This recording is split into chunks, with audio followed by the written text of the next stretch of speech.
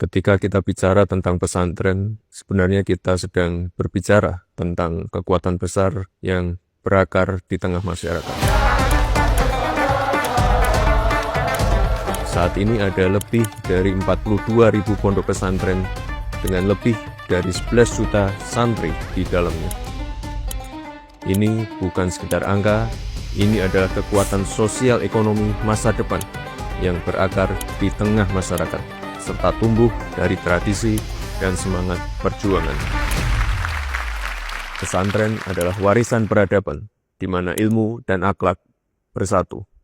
Dari pesantren telah lahir tokoh-tokoh bangsa, pejuang kemerdekaan, ulama-ulama besar, para pemimpin umat, dan entrepreneur sejati penggerak ekonomi masyarakat.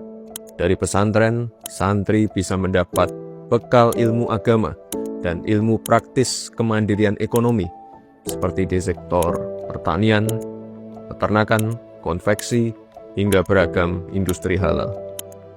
Pernah terbayang produk digital printing berkualitas yang dipakai salah satu perusahaan di Belanda ternyata dibuat di mana? Bukan di Jakarta, bukan pula dari agensi periklanan ternama, tapi dari unit usaha G2 Printing dari Ponpes Edi Mancoro di Semarang. Ini adalah bukti bahwa pesantren sebenarnya memiliki kemampuan menghasilkan produk yang mampu menembus pasar internasional.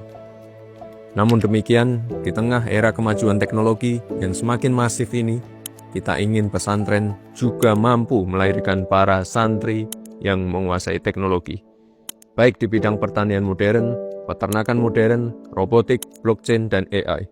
Para santri harus mampu menjadi pencipta peluang, menjadi pelopor inovasi yang menciptakan solusi, serta menjadi bagian dari perubahan, tanpa kehilangan jati diri dan nilai-nilai akhlak yang selama ini melekat pada diri para santri.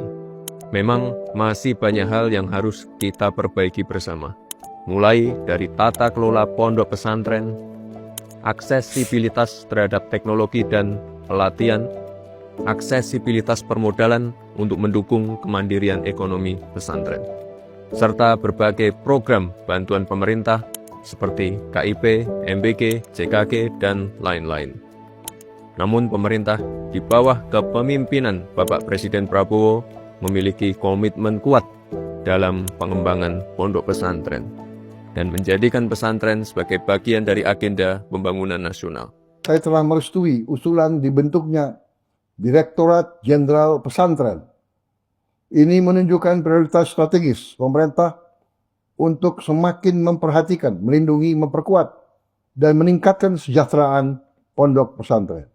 Itulah sebabnya Bapak Presiden telah membentuk Direktorat Jenderal Pesantren untuk meningkatkan tata kelola layanan pendidikan di pesantren, menginventarisir permasalahan dan mencarikan alternatif solusi terhadap kendala yang dihadapi pesantren, serta mendorong transformasi pesantren menjadi pendorong inovasi dan ekonomi lokal.